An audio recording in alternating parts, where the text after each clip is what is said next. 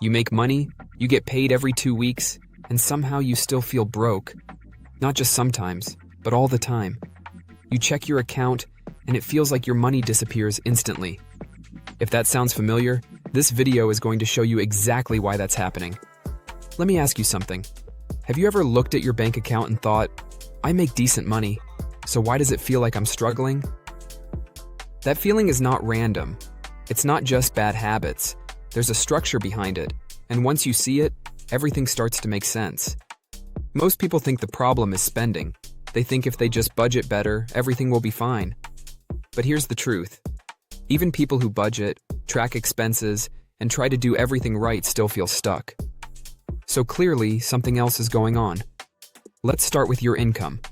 Let's say you make $75,000 a year. That sounds solid. But after taxes, you might only take home around $55,000.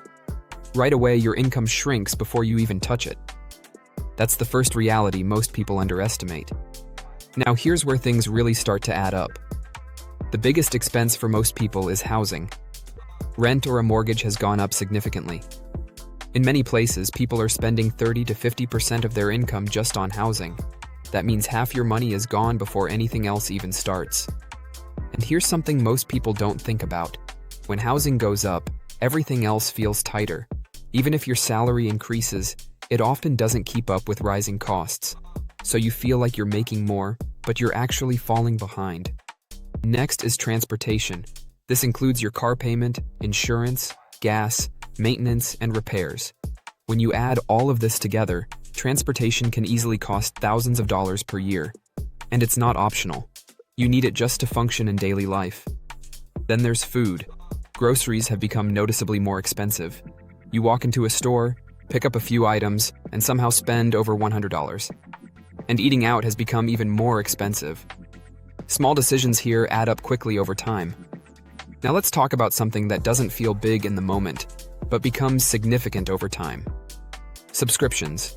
Streaming services, apps, memberships, and automatic renewals. Individually, they seem harmless, but together, they create a constant drain on your money. And then there's debt. Credit cards, student loans, and personal loans. The biggest issue here is interest.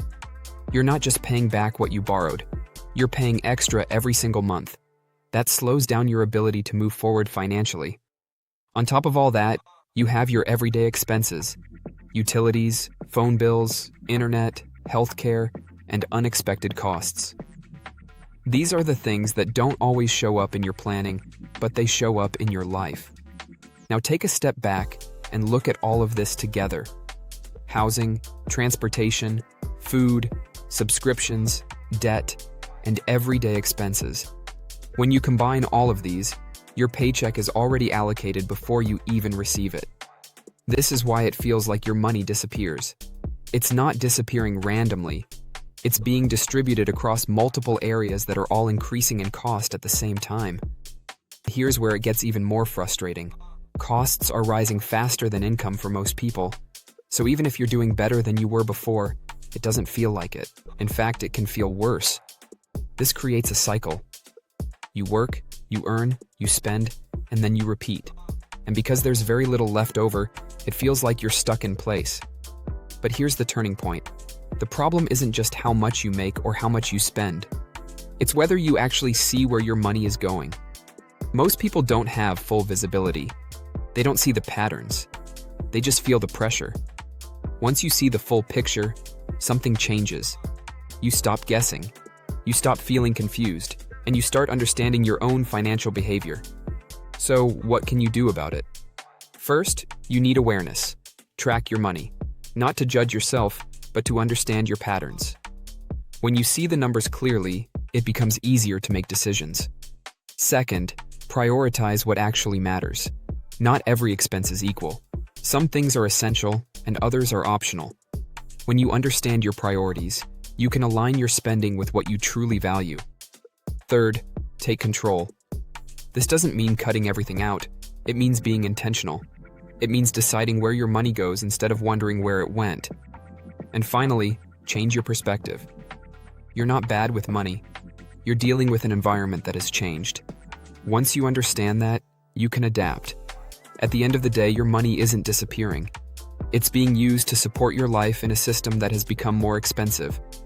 But once you understand that system, you can start making better decisions and creating more control. If you want to understand money in a way that actually makes sense, follow this channel. Because the more you understand, the more control you'll have over your financial future.